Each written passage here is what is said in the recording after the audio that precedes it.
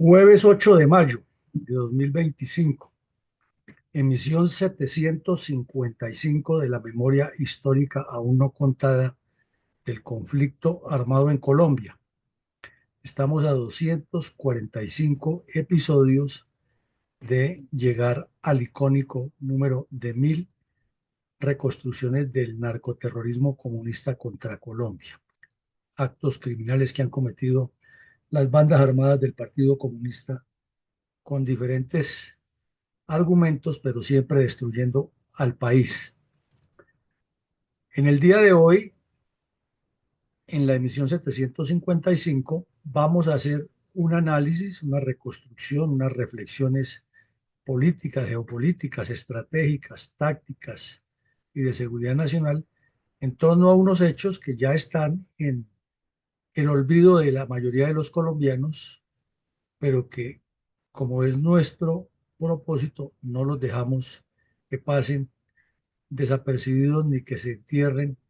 en el polvo de los recuerdos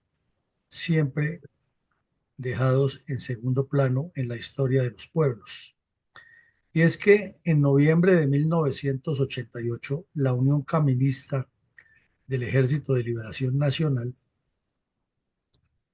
que hacía parte con el M-19,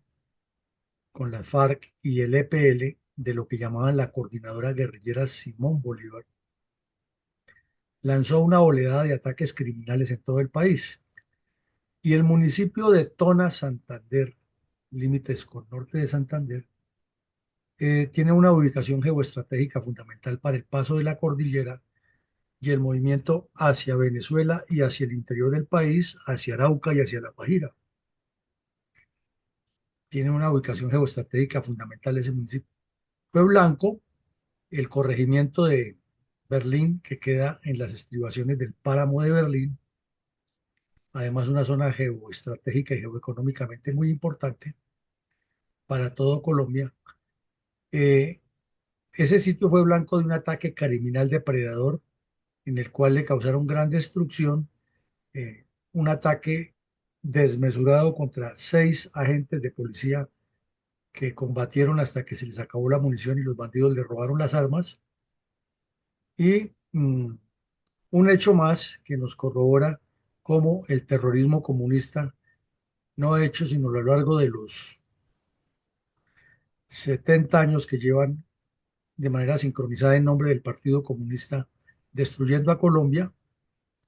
causar terror y zozobra. Entremos en los hechos. Sí, coronel, ¿cómo podemos describir a nuestra audiencia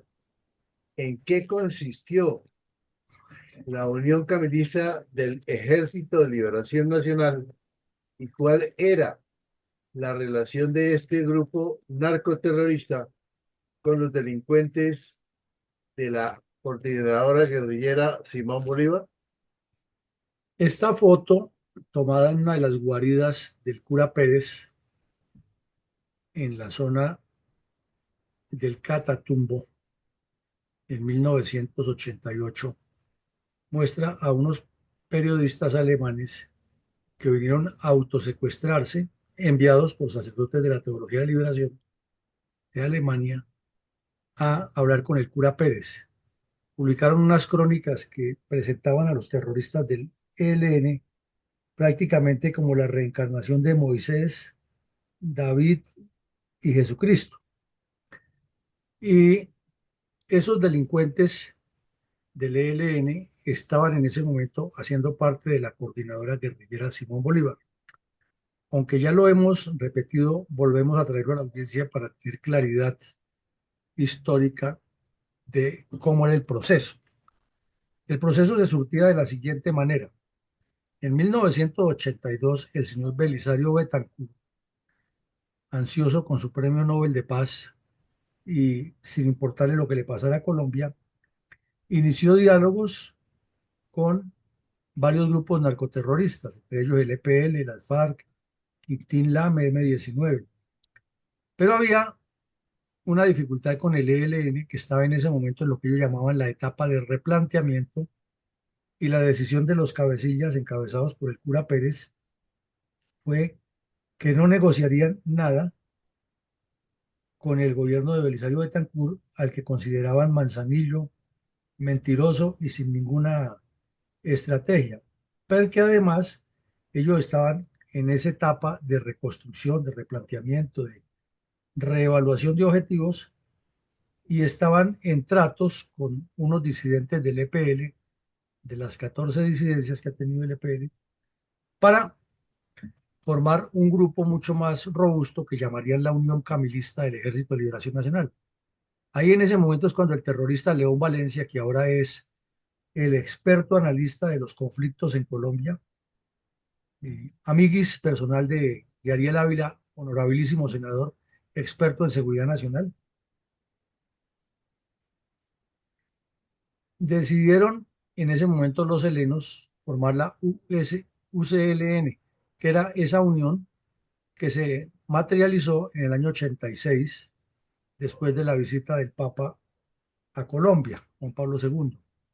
Fue coincidencial y también hizo parte del programa publicitario de estos bandidos. En varias guaridas del país duraron meses hablando y luego hicieron fiestas y para celebrar la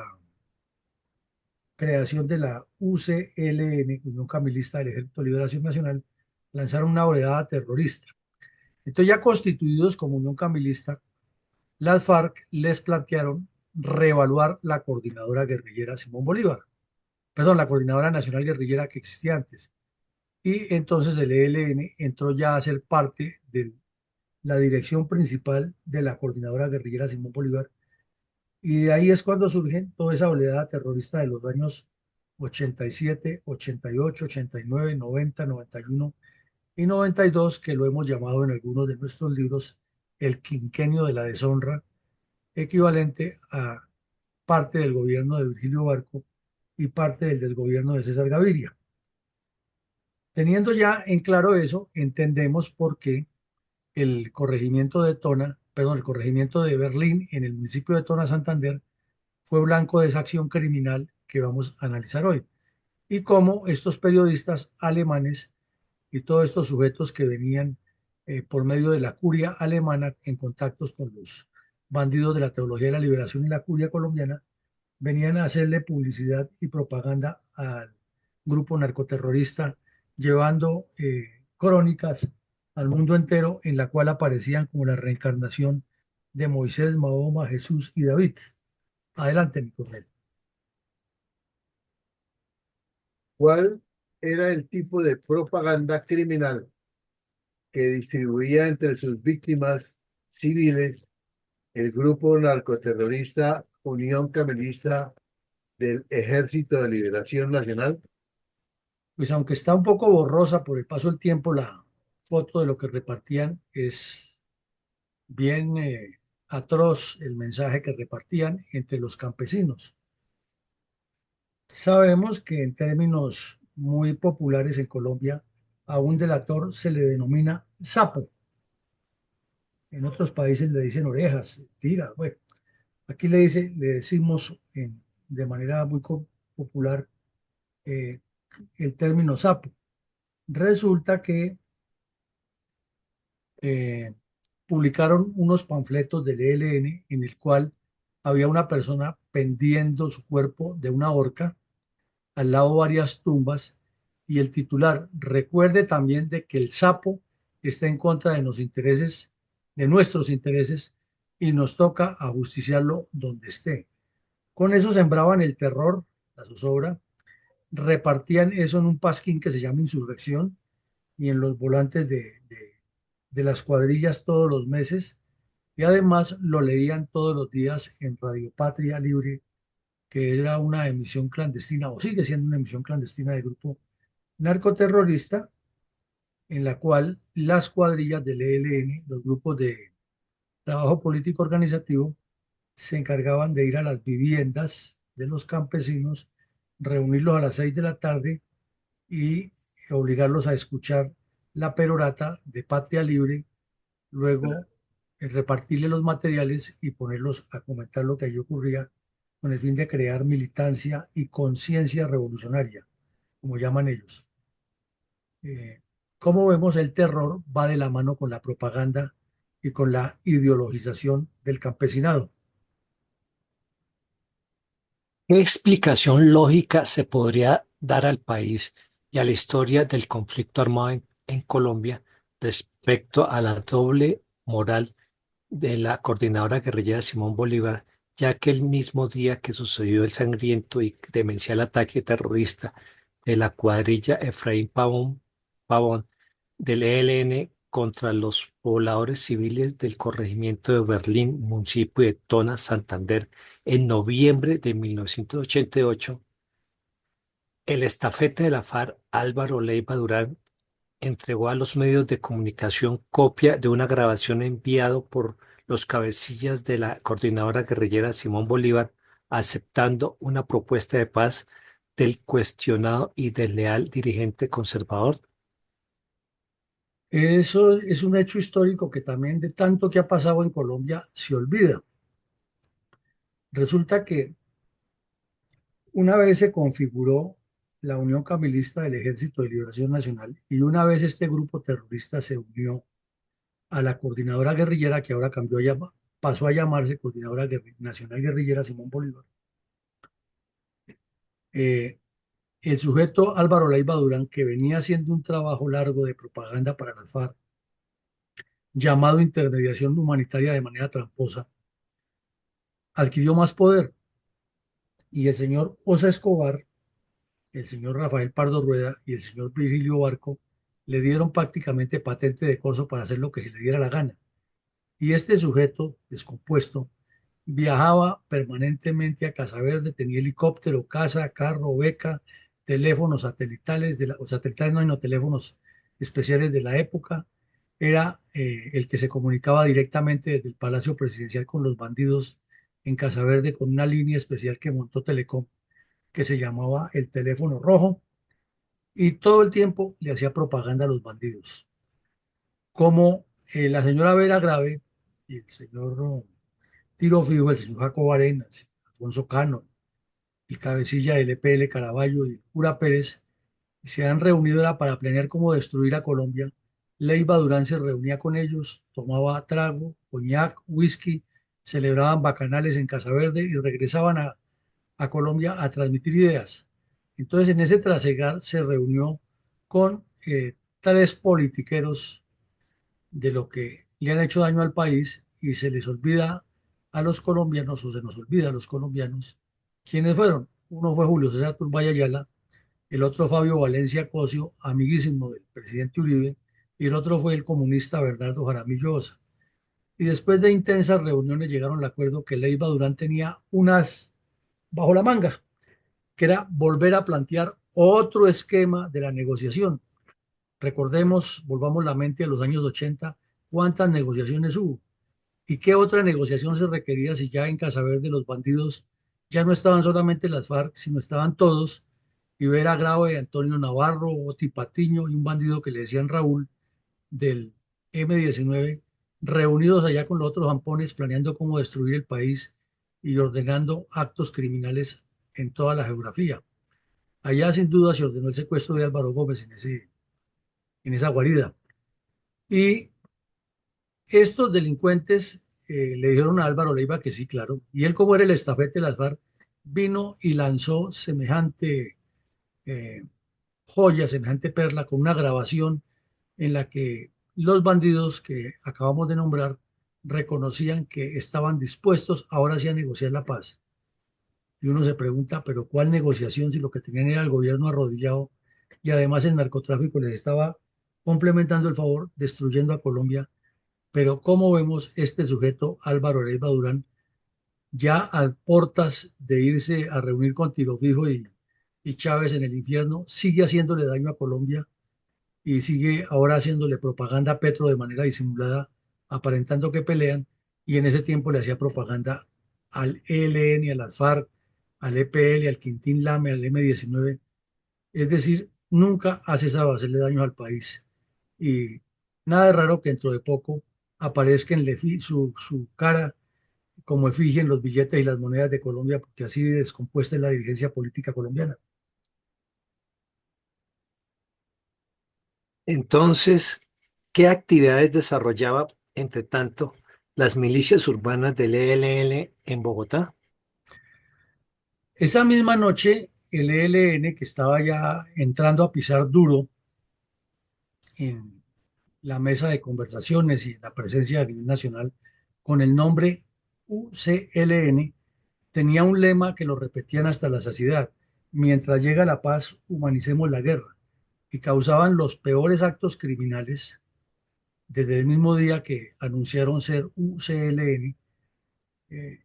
Verbigracia parando tractomulas en las carreteras, especialmente las que venían desde la costa de Bogotá por el departamento de Antioquia,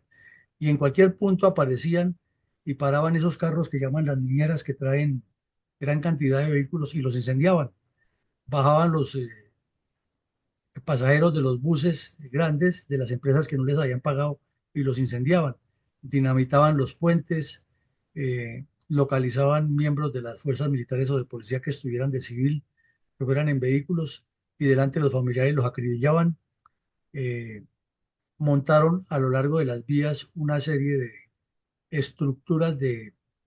milicias populares del ELN, que tenían la misión de apoyarlos a todos sus actos criminales, y crearon, bajo la dirección de los curas de la liberación, como lo llamaban ellos, mm,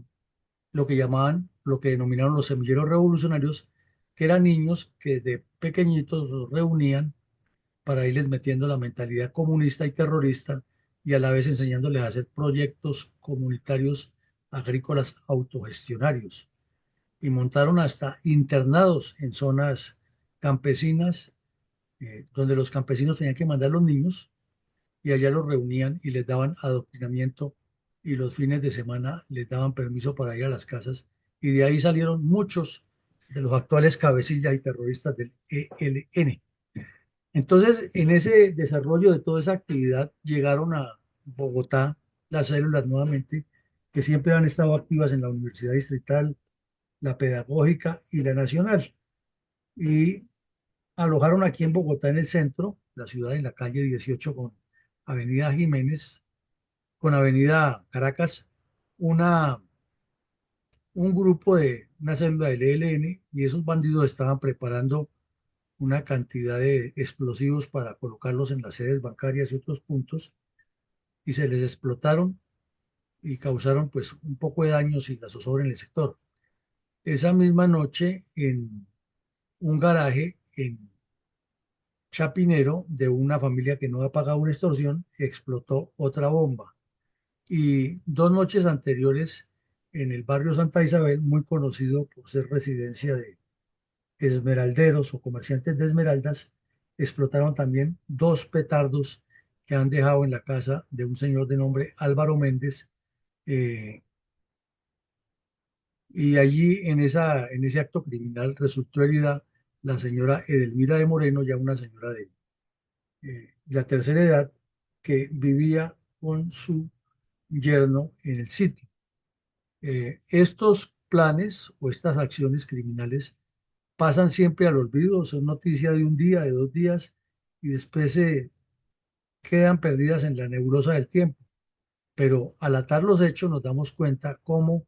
era sincronizada la estrategia de la coordinadora guerrillera Simón Bolívar,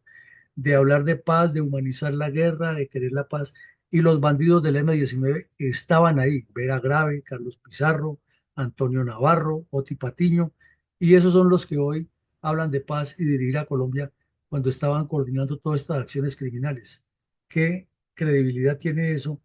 y qué honestidad pueden tener esos delincuentes? ¿Cuál es la importancia geopolítica y estratégica del corregimiento Berlín del municipio de Tona, Santander? Bueno, como vemos en el mapa de la izquierda, el municipio de Tona, Santander, está ubicado en el nororiente del departamento de Santander. Y el departamento de Santander está ubicado en el nororiente de Colombia, con una facilidad de conexión geográfica, hacia Antioquia, Bolívar, Cesar, norte de Santander, Boyacá, Arauca, eh, Casanare y naturalmente hacia Venezuela. Pero por el sur no es sino cruzar un trámite de Boyacá y está en Cundinamarca y llega a la capital de la República. E inclusive si sale al río Magdalena y baja, es rápido que se comunica con los departamentos de Caldas y el Tolima. Por ende es un departamento que por su ubicación geoestratégica ha tenido gran incidencia en la historia del narcoterrorismo comunista contra Colombia. Al ver el mapa, notamos que todo el oriente del departamento de Santander está enclavado sobre la cordillera oriental y que en la medida que se avanza en ese departamento hacia el oriente, se sube a las altas cumbres paramunas para luego descender hacia Venezuela o hacia Arauca. Y que el municipio de Tona está en la parte donde comienza el ascenso de occidente a oriente hacia el páramo. Y que dentro de ese municipio hay un corregimiento que se llama Berlín, que está al oriente del municipio, que está en las estribaciones del páramo que lleva el mismo nombre y de otros páramos que hay en el sector, que son los que comunican al departamento de Santander con el departamento de Norte de Santander, específicamente con la conocidísima ciudad de Pamplona. Como vemos en la foto, es una zona bellísima de formación volcánica que tiene mucho potencial agropecuario, agroindustrial, que ha sido deforestado infortunadamente y que ha afectado la producción de aguas, pero que además todo el tiempo mantiene el cielo tapado, las nubes muy bajas y zona fría. Y en la parte baja de esa zona está este caserío viejo, ya vetusto y con apariencia de ser bicentenario, por lo menos casas construidas en bareque con tejas también de barro, de las antiguas tejas traídas del modelo español, y otras formaciones nuevas con casetas y ventas informales a la orilla de la carretera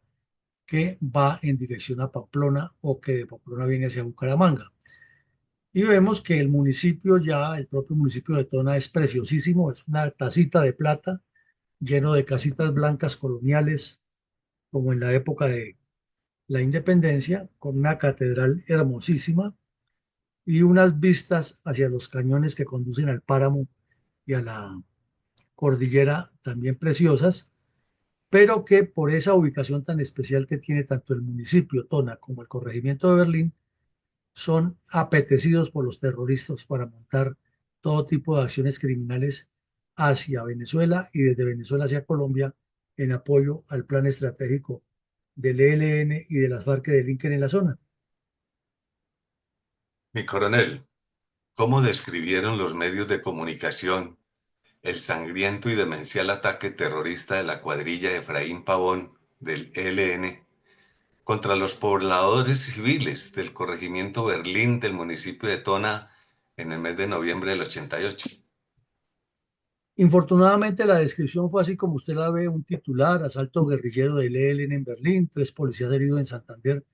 y una descripción lacónica, porque ese mismo día la noticia era el anuncio del señor Leiva Durán de que como estafeta de las FARC había convencido a los 3 dirigentes de los principales partidos y a los terroristas de que se nombraran unas comisiones para evaluar qué otros temas se iban a tomar para reiniciar los diálogos de paz. Una vagabundería completa. Al mismo día, pues el mismo día también ocurría lo de los actos terroristas en Bogotá. Virgilio Barco andaba empecinado en hablar de la paz y el narcotráfico causando daños. Entonces, esta noticia pasó como que en segundo plano, pero al revisarla, así esté lacónicamente descrita, es aterrador lo que hicieron. Eh, en ese caserío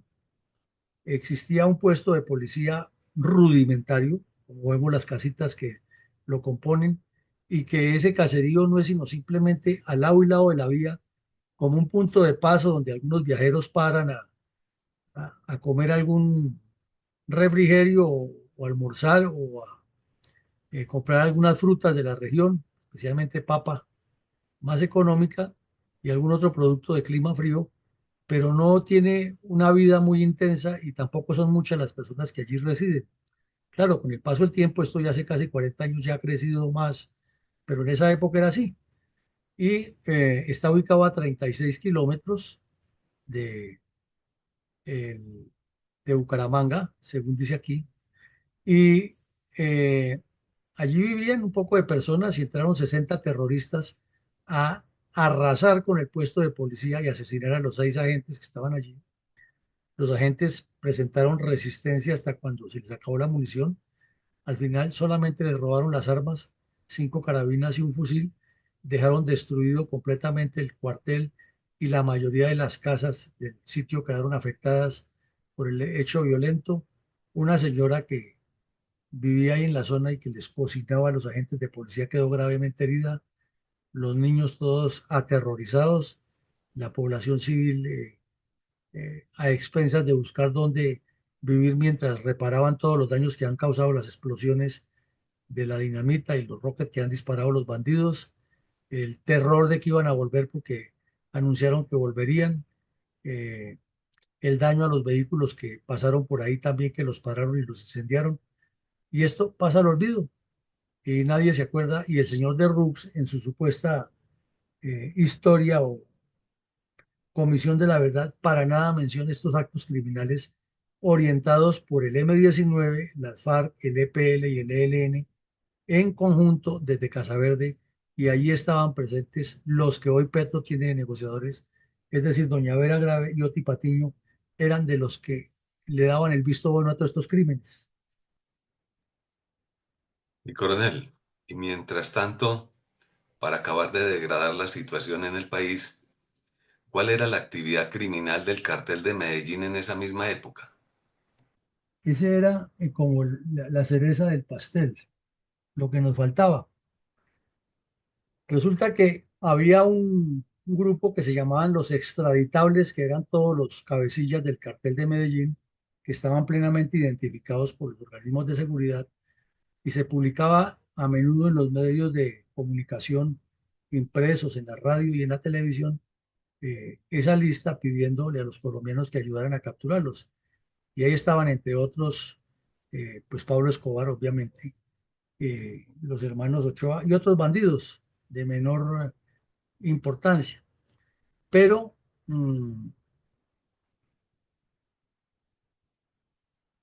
la situación se agravaba era con los crímenes que cometían. Acababan de asesinar al procurador Carlos Mauro Hoyos, cerca de Medellín lo asesinaron.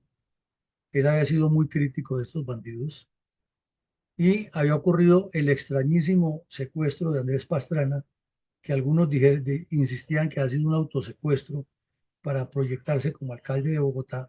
Lo cierto es que estuvo secuestrado por Pablo Escobar y con, acordado o no acordado estuvo en manos de Pablo Escobar y de allí salió potenciado como alcalde y luego como presidente. O sea, el daño que estos criminales han hecho al país es tenaz porque han potenciado a sujetos que terminan haciéndole más daño al país luego de victimizarlos. Y con las investigaciones que se hicieron respecto a cómo se udieron ese par de hechos, se estableció que habían invertido 80 millones de pesos de la época, que era bastante dinero, porque si se hace más o menos una conversión, un dólar para la época valía como 80, 90 pesos el cambio, y hoy un dólar vale 4.200, 4.300 pesos, quiere decir que era 50 veces más. Si se hace la traslación sin ni siquiera multiplicar, sin ni siquiera agregarle la devaluación, estamos hablando de 4.000 millones de pesos destinados a cometer esos crímenes de la época. En ese momento se destaparon un montón de nexos que tenían con gente que vivía en Pacho, Cundinamarca, que no solamente era el tal mexicano, sino era toda una estructura en el municipio del Retiro, Antioquia, en Medellín, en otras partes del país, unas ramificaciones que hacían poderoso ese cartel y que se sumaban a la cantidad de crímenes que estaban cometiendo,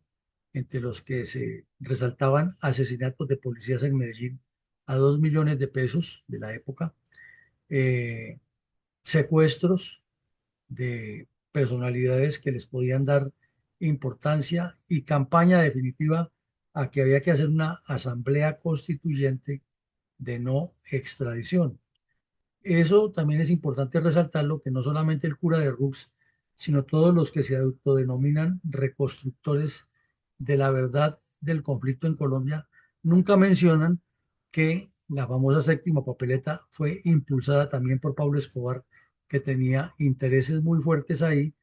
y que la complementaba con este tipo de acciones para presionar a que se evitara la extradición en una próxima constitución. ¿Y cómo se hacía politiquería en ese mismo momento, inclusive por el siempre cuestionado dirigente liberal Alfonso López Miquelsen? Es que parecería ser como que el diablo, que ellos nacen y el diablo los junta. Paralelo con las trapacerías que hacía el, entre comillas, conservador Álvaro Leiva, el Partido Liberal también le tenía su némesis, que era Alfonso López Miquelsen, otro sujeto descompuesto, metido en todas las cosas oscuras que han ocurrido en Colombia en el último siglo. Él participó en la mayoría y es uno de los causantes de que la degradación política, económica y social del país haya llegado a los niveles en que estamos. Y en ese momento, como el lema del ELN, del cual fue muy amigo López Miquelsen, años antes, era: mientras llega la paz, humanicemos la guerra. Entonces eso era tema obligado en todos los centros académicos,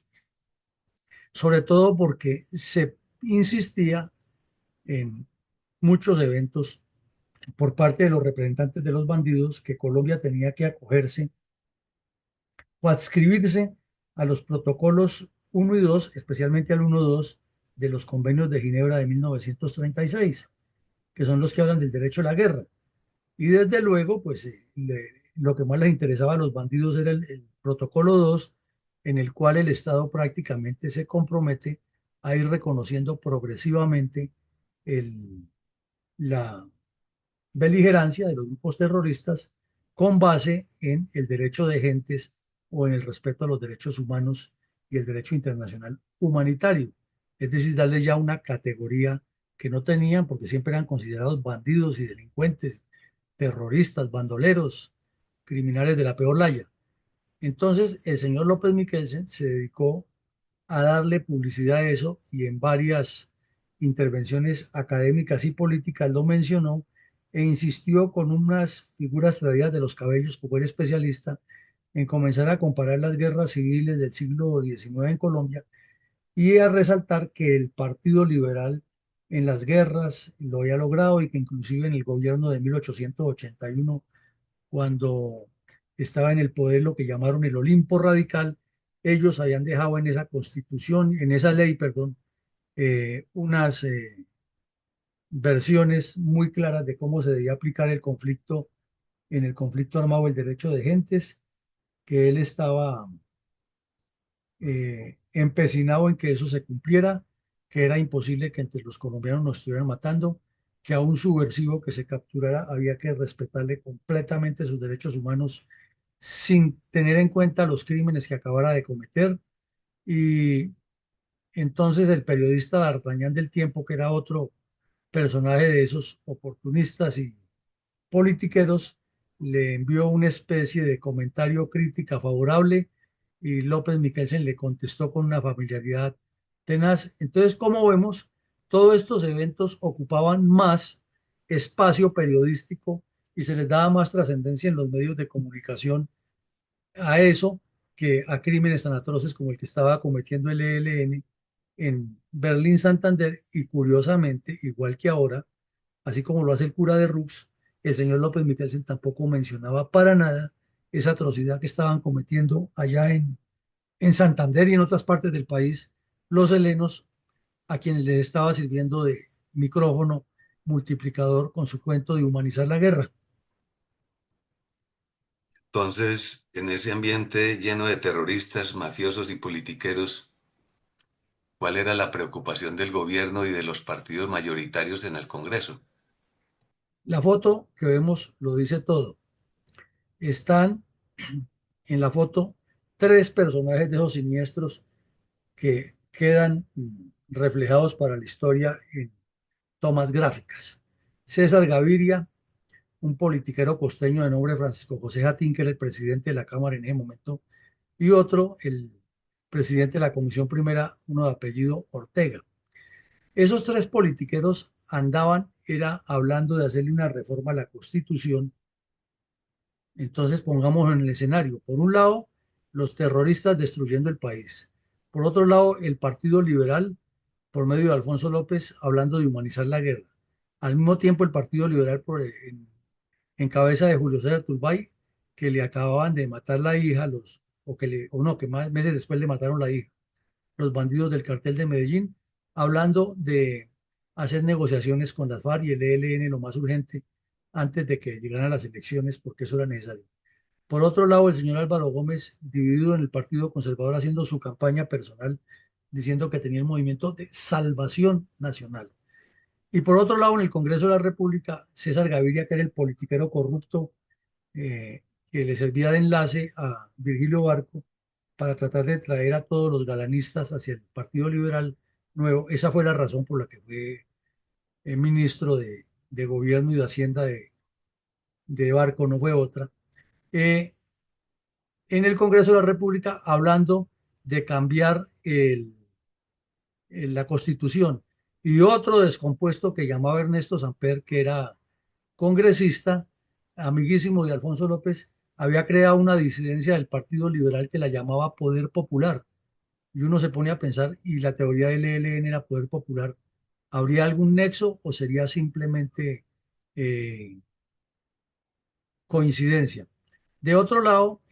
hablaban y decían, mientras el país se desangraba, que todo eso iba a tomar fuerza al día siguiente que llegaría desde París Misael Pastrana, que era el dueño del Partido Conservador, y desde luego era contrario a Álvaro Gómez, porque tenían una reunión prevista con Turbay y Fabio Valencia Cosio para lograr un acuerdo bipartidista y concretar una reforma. Entonces, estaban preocupadísimos porque había unos sectores del Partido Liberal que querían bloquear eso, que no había que reformar la Constitución, y entre tanto el procurador Orlando Vázquez Velázquez, de quien se decía que tenía una cercanía extraña con Pablo Escobar, haciéndole también politiquería y metiendo baza en lo que no le correspondía. Y entonces, ¿cuál es la verdad que nos cuentan de la historia del conflicto armado? Si es que aquí la vemos, que está en poder de estos descompuestos que no han hecho sino daños al país, buscando sus prebendas sin importarle la destrucción del resto de las poblaciones y la afectación a nuestros compatriotas.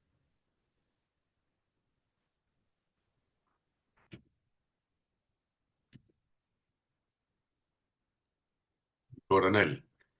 con reverencia, admiración y absoluto respeto por todas las víctimas del comunismo terrorista contra los colombianos, en este caso específico los soldados, los policías y los colombianos en general asesinados por el terrorismo del M-19 en la década de 1980, escuchemos un momento de silencio.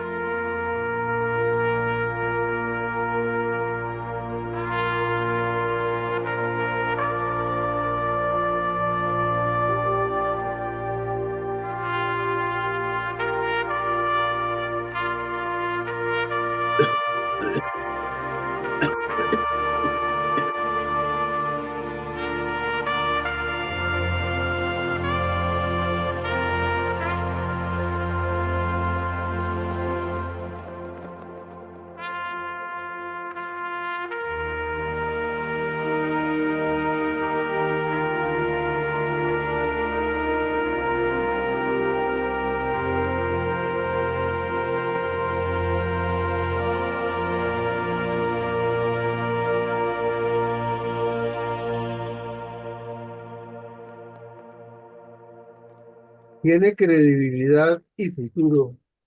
la paz total de Petro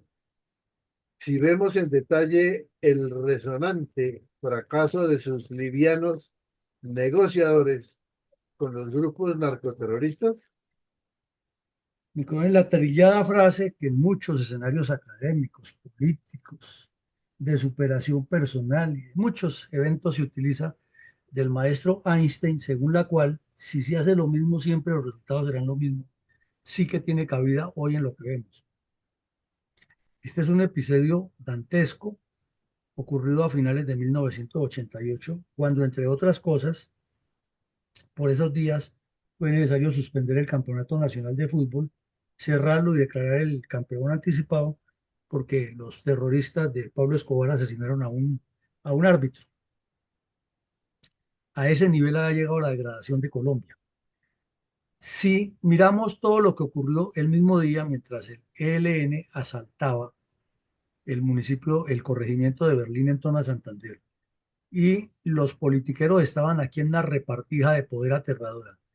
y un liberal y un conservador por su lado legalizando al ELN y otros hablando de reiniciar diálogos de paz, y el M-19 que ya tenía avanzada su agenda disque de conversaciones con Pardo Rueda y Virgilio Barco, reunido con los bandidos de las FARC en Casaverde planeando destruir el país y ordenando acciones conjuntas como esta, pues nos damos cuenta que han pasado ya casi 40 años y que eso no ha cambiado para nada, que inclusive muchos de los actores de esa época están nuevamente comprometidos. En ese tiempo eran jóvenes, hoy ya son septuagenarios y siguen empecinados en destruir a Colombia. Es decir, que las 4 décadas que han pasado de ver la evolución del mundo en todos los campos, incluido el tecnológico, no les ha causado la menor mella para que cambien esa mentalidad depredadora y criminal del comunismo. ¿Significa eso que mientras estos sujetos vivan y sigan ideologizando personas, esto se va a eternizar y no va a haber paz? En síntesis, la respuesta a su pregunta, ¿qué paz puede haber con el señor Petro si es que él hace parte de los mismos que en esa época depredaban a Colombia y estaban de acuerdo en destruirla? Y hoy con esos mismos quiere decir que negociar la paz con los que están haciendo algo similar y lo que hace es legitimarlos. Es un engaño. Adelante, mi coronel, con su comentario para hoy. Muy bien. ¿Es Berlín un punto estratégico al sur de la serranía de los Motolones para las diferentes guerrillas por su ubicación estratégica y punto de concentración de tantos ejes para su deambular delictivo, ya que se encuentra en la vía que conduce de Bucaramanga a Cúcuta? Pero ¿qué pasa en esta área de Colombia? No solo que es un punto entre departamentos, sino también su proximidad a Venezuela, en donde en los años 80 la guerrilla del ELN y la FARC delinquía fácilmente, donde la toma de poblaciones con la destrucción de alcaldías, iglesias y puestos de policías era el pan de cada día. El asalto a la caja agraria era su caja menor de estos guerrilleros. Para entonces las fuerzas militares no se encontraban con el entrenamiento ni la logística para el desarrollo de operaciones. Se podía decir que se vivía el día a día de los aconteceres. Como es bien sabido, la falta de la presencia del Estado permite este actuar criminal. El gobierno central encausaba en diferentes acciones, pero no enterado del orden público en general. Los inicios del narcotráfico en el sector es también la proximidad al oleoducto Caño Limón Coveñas que el ELL estaba empeñado en explotar. Tenemos que entender lo que el mal informe de la verdad quería implementar de información en general de los hechos del conflicto y que no logró plasmar en forma alguna. Las expectativas con respecto al informe se centraban en la posibilidad de esclarecer la verdad sobre el conflicto armado, reconocer a las víctimas y contribuir a la no repetición. Se esperaba que el informe sirviera como base para la construcción de la paz, la reconciliación y la reestructuración de la confianza entre la sociedad y las instituciones. Con el pasar del tiempo no podemos afirmar que la situación ha mejorado, ya que al devenir de los corregimientos el corre- de este corregimiento está en la merced de las bandas de terroristas narcotraficantes que se siguen disputando el control territorial de este lugar para lucrarse a mano llena del narcotráfico. Muchas gracias. Bueno, muchas gracias, mi coronel. Sí, complementa usted lo que dijimos. Mientras esos esquemas se mantengan y la dirigencia política siga descompuesta y haya esa simbiosis que mencionaba mi coronel González ahora en la pregunta narcotráfico, terrorismo y politiqueros corruptos, pues seguiremos navegando en esta tragedia. Esta noche tendremos un nuevo evento académico de análisis, de reflexión, para seguir pensando en construir mentalidad como estadistas y estrategas. Y mañana tendremos otro episodio de la memoria histórica para no parar nuestro impulso y nuestro empeño de traer la verdad y la reflexión lógica de cuál es el camino a seguir, porque dentro de este que hemos estado no va a haber posibilidad de resolver el problema de la violencia terrorista y comunista contra Colombia. Feliz día para todos y que Dios nos siga bendiciendo y acompañando.